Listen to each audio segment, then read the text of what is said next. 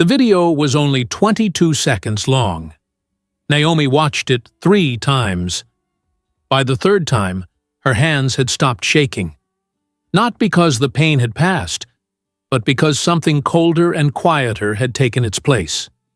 It was a Saturday in October, the kind that smells like dried leaves and warm coffee, and Naomi Duncan had spent the afternoon at her mother Crystal's house the way she had done since she was a little girl. Unhurried, comfortable, a mug of chamomile tea on the side table, and a book she hadn't yet opened resting on her lap. At 41 years old, she still found something deeply restorative about that house. The worn wooden floors, the curtains her mother had never changed, the particular silence of a place where time moved at its own pace.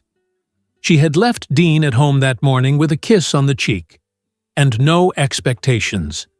He said he would watch the game, rest, maybe order something for dinner. Normal, familiar, safe. The notification came at 2:47 in the afternoon. It was the smart doorbell app, the small camera device she and Dean had installed at the front entrance 2 years ago, after a series of package thefts in the neighborhood. The system sent automatic video clips whenever someone activated the sensor at the door. Naomi had forgotten it even existed most days. She opened the notification the same way she would open any other, without hurry, without suspicion, expecting a delivery driver, or maybe the neighbor's dog wandering too close to the porch again. The video loaded. Dean was the first thing she saw. He was standing at the front door with his hand on the frame, smiling in a way Naomi recognized immediately. A private, easy, unhurried smile, the kind that belongs to moments when a man believes no one is watching. She had seen that smile before. A long time ago, he used to give it to her.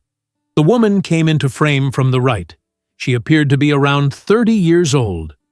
Dark coat, low heels, a small weekend bag in her right hand, the kind people pack when they know exactly how long they are planning to stay. She was elegant in the effortless way some women simply are. Dean stepped back to hold the door open for her, and before it swung closed, he leaned forward and kissed her. Slowly, without hesitation, the way a man kisses someone he has kissed many, many times before. The door closed. The video ended. 22 seconds. Naomi sat completely still for a long moment, the phone warm in her palm, the afternoon light filtering through her mother's curtains the same way it always had. Somewhere in the kitchen she could hear Crystal washing dishes, the faint sound of running water, and ceramic touching ceramic. Everything around her was exactly the same. She was the only thing that had changed.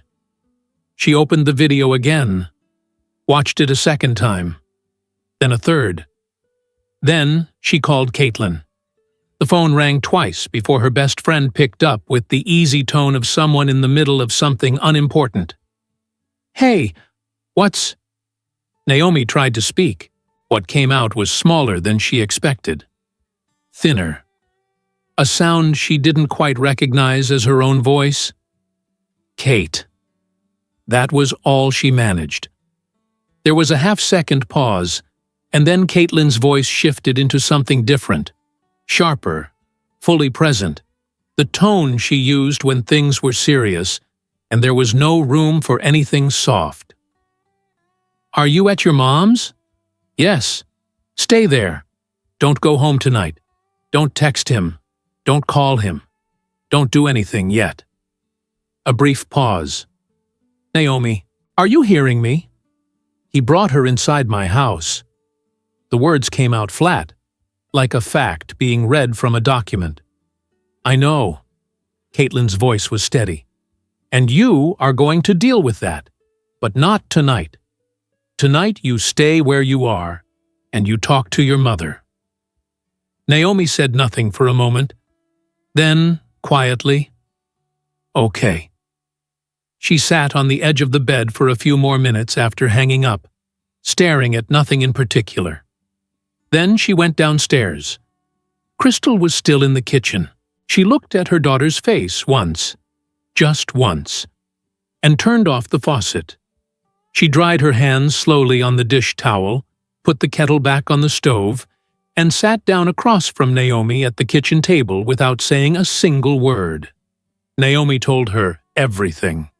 Crystal listened without interrupting, without raising her voice, without the kind of dramatic reaction that would have required Naomi to manage someone else's emotions on top of her own. When Naomi finished, a long silence settled between them. The kettle whistled. Crystal poured the tea and pushed the mug gently across the table. Then, in a voice as calm as still water, she said, "The woman who acts in the heat of anger gives her power away. The one who acts in the cold of reason keeps everything."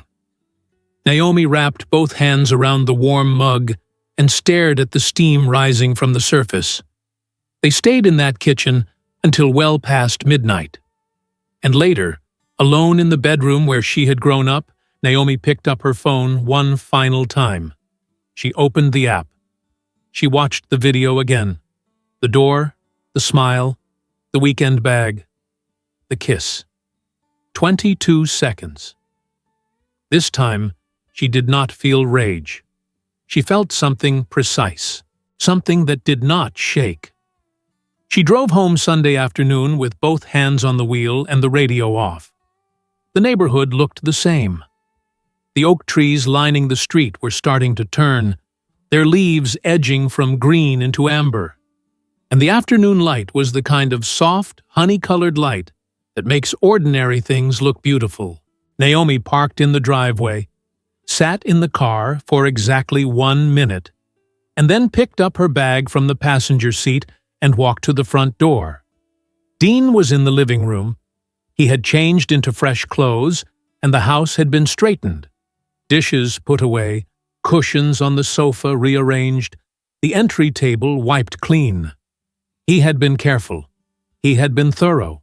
But Naomi Duncan had lived in that house for 11 years, and she knew every corner of it the way she knew her own reflection.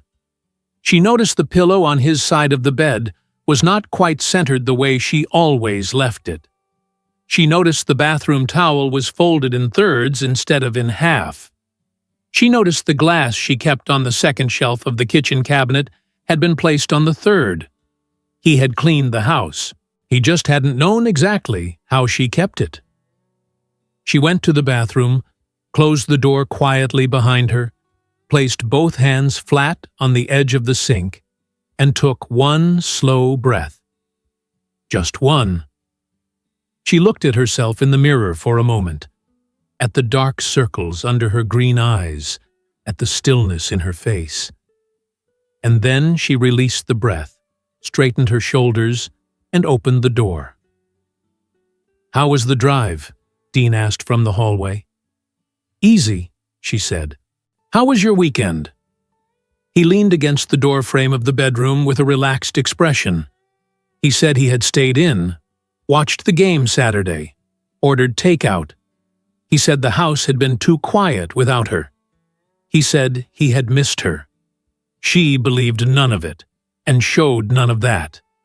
She warmed up the pasta she found in the refrigerator and set the table for two, and they ate dinner the way they had eaten dinner hundreds of times before, talking about small things, asking easy questions, the television on low in the background. She refilled his glass when it was almost empty. She asked about a project he had mentioned at work. She laughed once at something he said. It cost her more than she had expected. She was not a cold person by nature. She had spent 15 years building a life with that man. 15 years of inside jokes, and Sunday mornings, and the kind of comfortable silence that takes a long time to build between two people.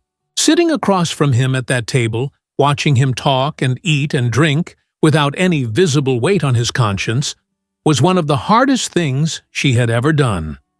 Not because she wanted to cry, because she wanted to be someone who could not do what she was doing, and she was doing it anyway.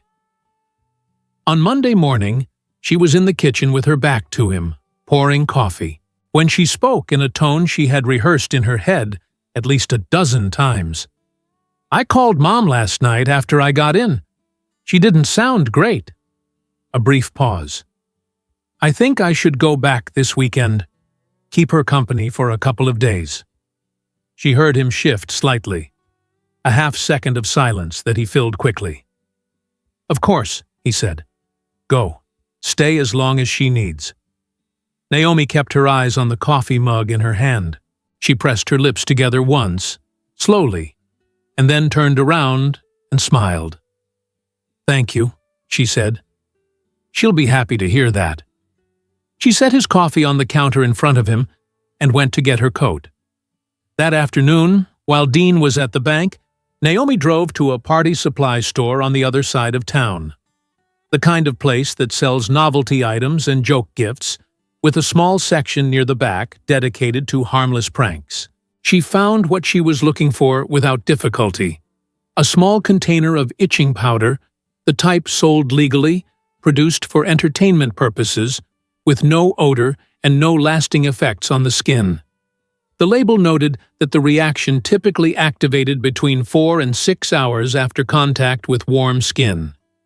She read the label twice, put the container in her bag, and drove home. That evening she looked up the location of the only emergency room in their area. She noted the address and the average wait times on weekend nights. She saved nothing on her phone. The week that followed was the calmest of her life.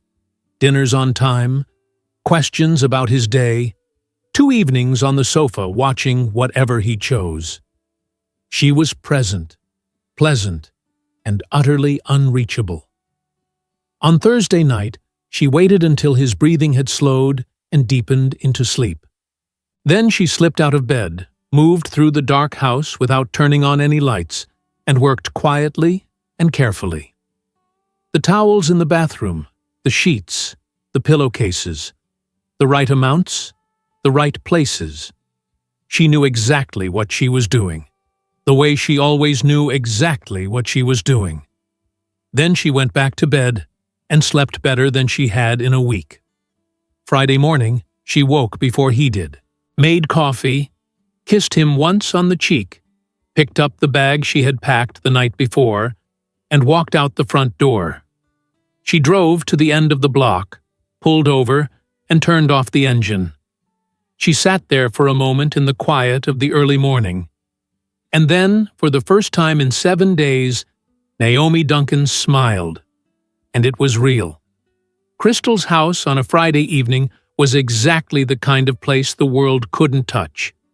Caitlin had arrived before Naomi, which was typical. She had a key, a standing invitation, and the particular talent of making herself at home anywhere she went.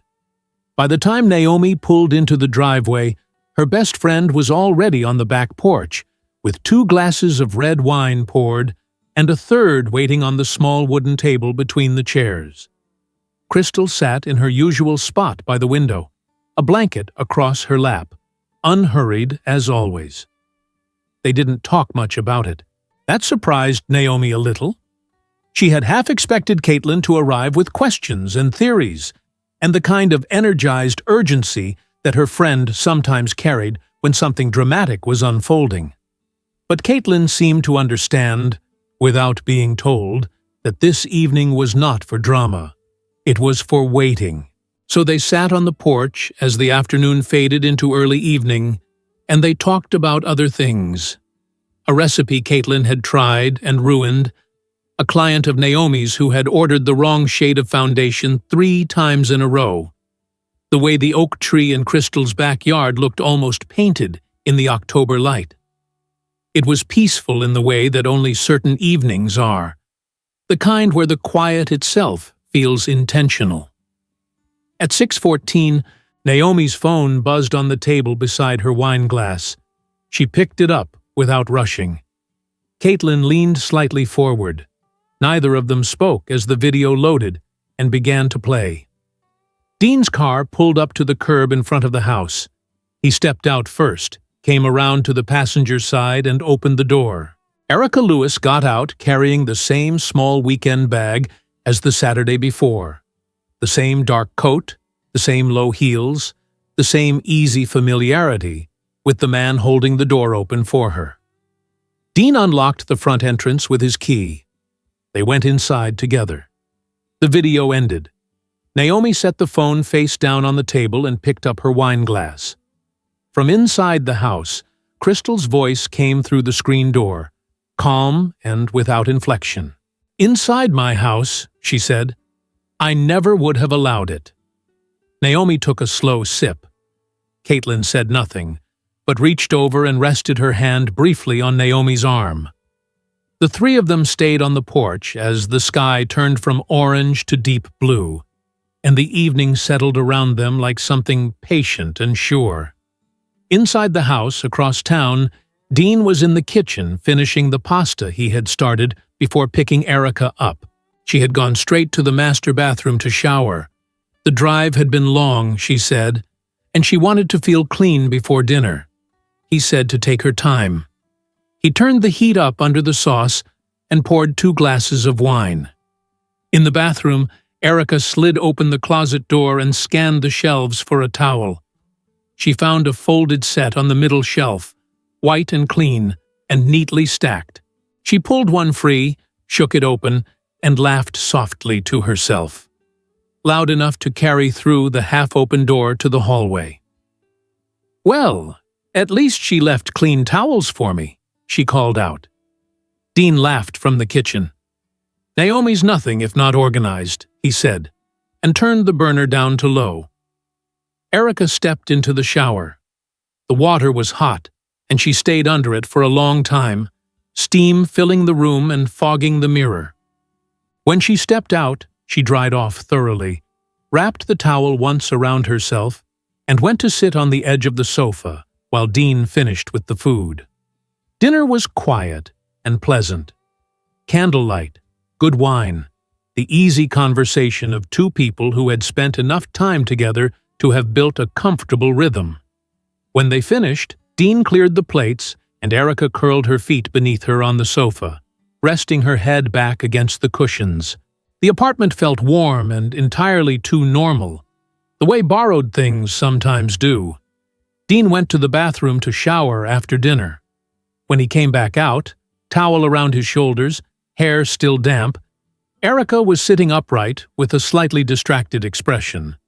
The kind a person gets when something is bothering them just enough to notice, but not enough to name.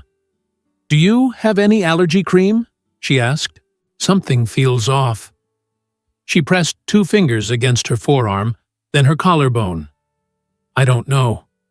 Something's making me itch." Dean frowned and opened the cabinet above the bathroom sink. He moved a few things around. Nothing useful. Then, as he turned back toward her, he paused. He pressed the back of his hand to the side of his neck.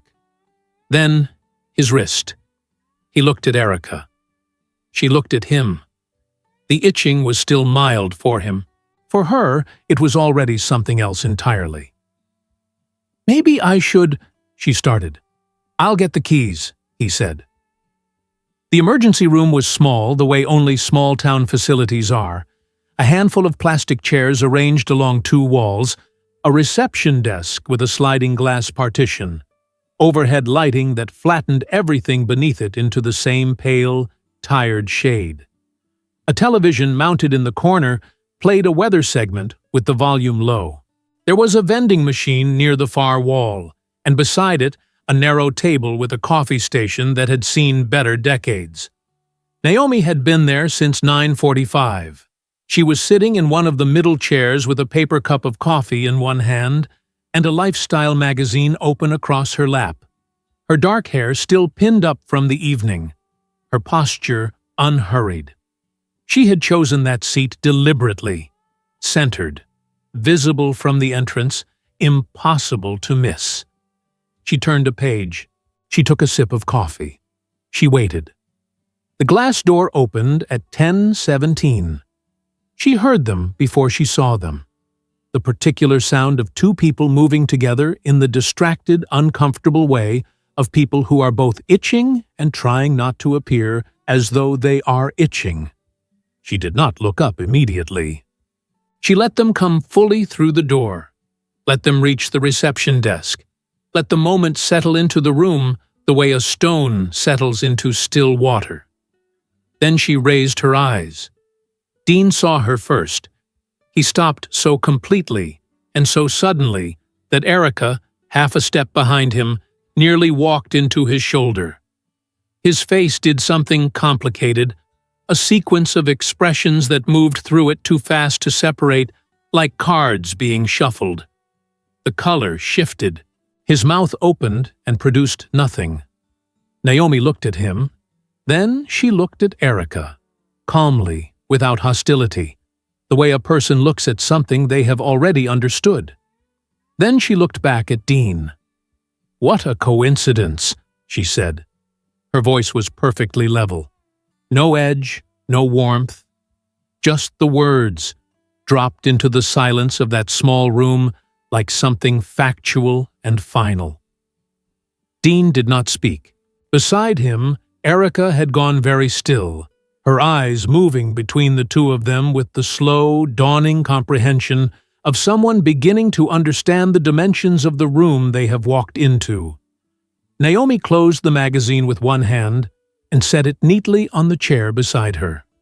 She crossed one leg over the other, settled back, and looked at her husband. "Mom asked about you," she said. "Said you promised to call her." Dean's jaw moved. Nothing came out. A nurse appeared at the inner door and called Erica's name for triage.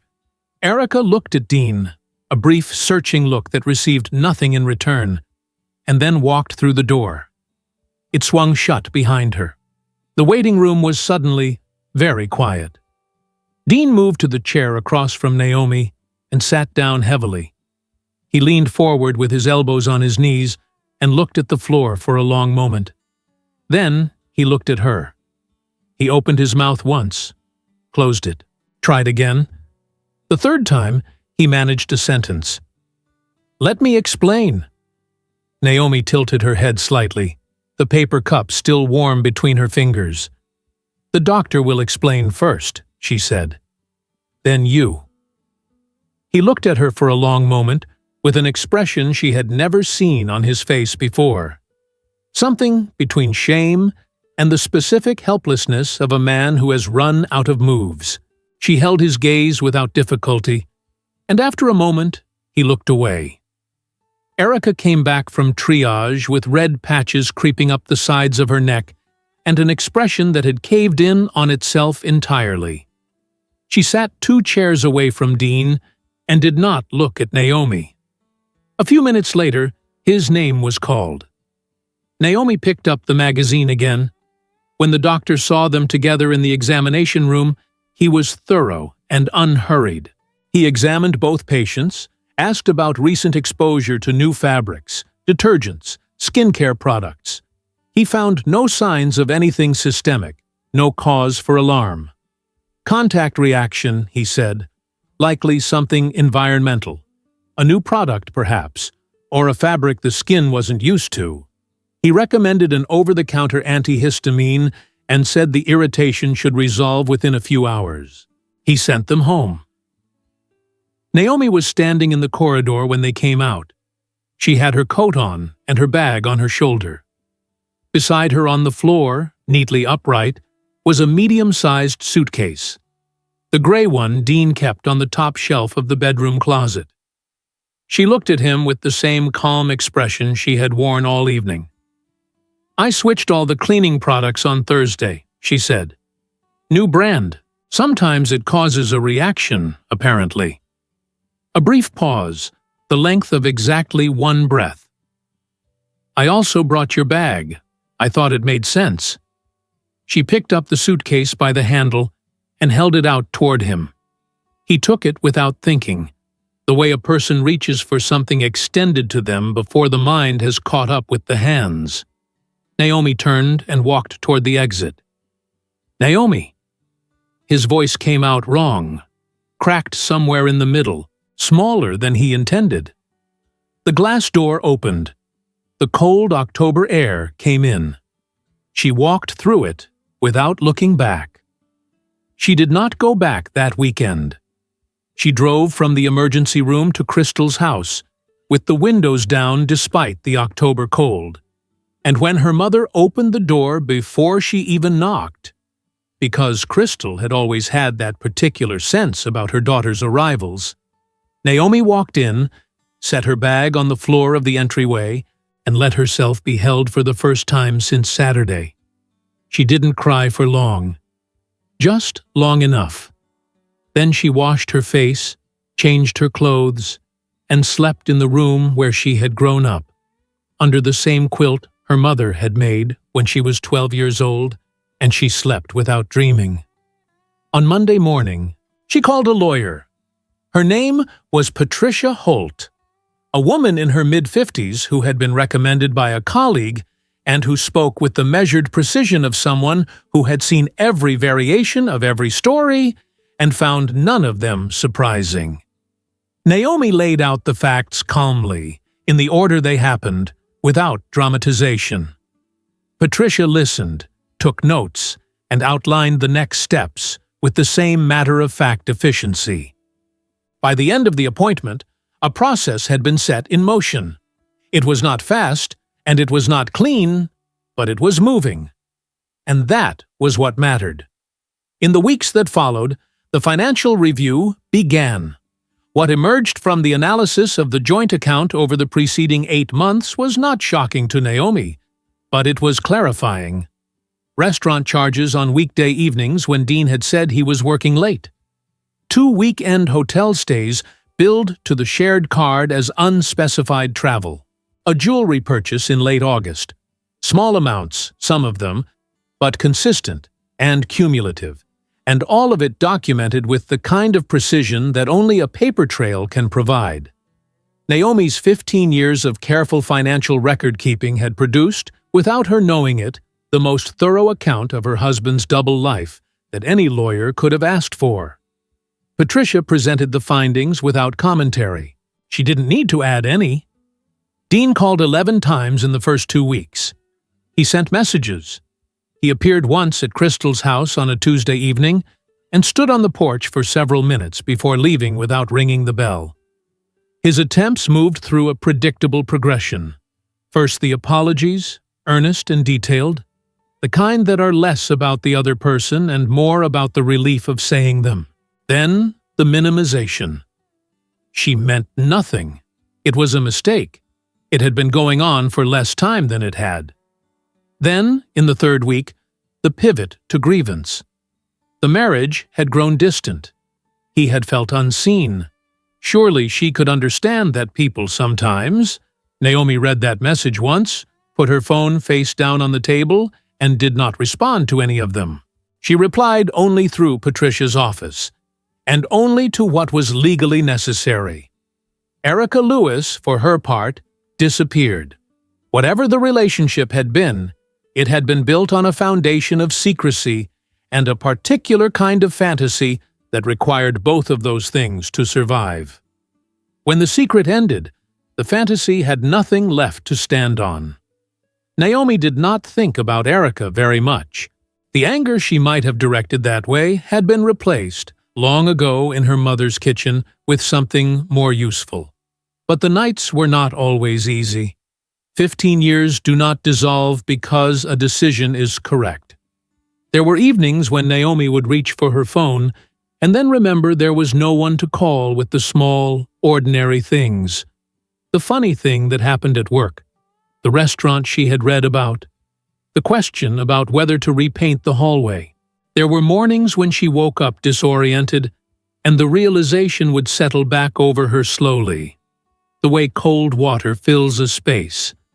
She let those mornings be what they were. She didn't rush them. She just got up, made her coffee, and moved through the day.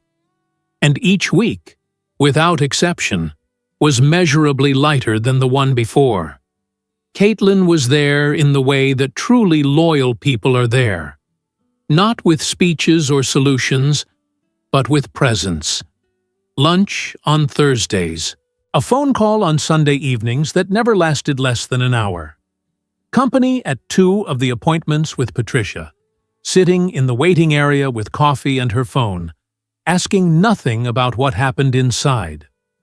Crystal was there in her own way, never once saying she had seen it coming, never once suggesting Naomi should have known sooner, never offering a single word that would have required her daughter to defend the 15 years she had given in good faith.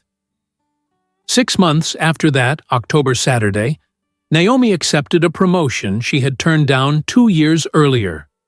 At the time, she had declined because Dean thought the travel demands were excessive, and she had allowed his discomfort to become her boundary without examining it closely.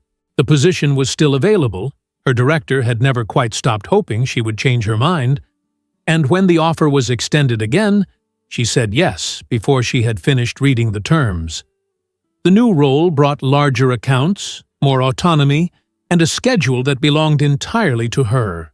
She discovered, without great surprise, that she was exceptional at it. On a Saturday in April, exactly 6 months and 1 week after the video of 22 seconds had changed everything, Naomi sat at a corner table in a small restaurant with Crystal and Caitlin, the kind of lunch that stretches past 2 hours because no one is in a hurry, and the company is worth the afternoon.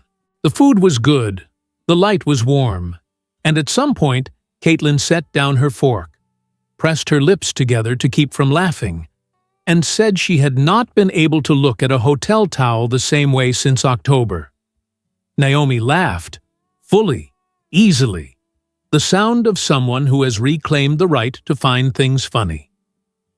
"It was the most practical application of domestic accounting I've ever done," she said. Crystal smiled at that, slowly, the way she smiled at things she had already known for a long time. Then her expression settled into something quieter, and she looked at her daughter the way mothers look at their children, when they see in them something that took years to grow. "What makes me proud," Crystal said, "is not what you did." A pause. "It's how you did it, with your head exactly where it needed to be." Naomi held her mother's gaze across the table. She thought about the video, 22 seconds of a door opening and a smile that was no longer hers, and a weekend bag that told the whole story before a single word had been spoken. She thought about the dinner table on a Sunday evening that cost her more than anyone watching would have known. She thought about a darkened house at midnight, and her own hands moving through it steadily and without doubt. She thought about a small waiting room, a paper cup of coffee, and 4 words dropped into silence like a closing statement. He had brought another woman into her home. He had made himself comfortable in the certainty that she would never know. And she had let him believe that. Let him have that particular confidence right up until the moment she handed him a suitcase in a hospital corridor and walked through a glass door into the cold night air. The woman who acts in the heat of anger gives her power away. The one who acts in the cold of reason keeps everything. She had kept everything. Her name, her accounts, her business, her clarity, and the long, quiet future stretching out ahead of her, unhurried, uncompromised, and entirely her own. Naomi picked up her wineglass, touched it gently against her mother's, and then against Caitlin's, and smiled the smile of a woman who had already decided what came next. If you made it all the way to the end of this story, it would mean the world to me if you left a like and subscribed to the channel. It is a small thing for you, but it makes an enormous difference for me. Drop a comment below and tell me what you thought. I read every single one. Thank you so much for your time and for the coffee you kept me company with today. I will be waiting for you in the next story.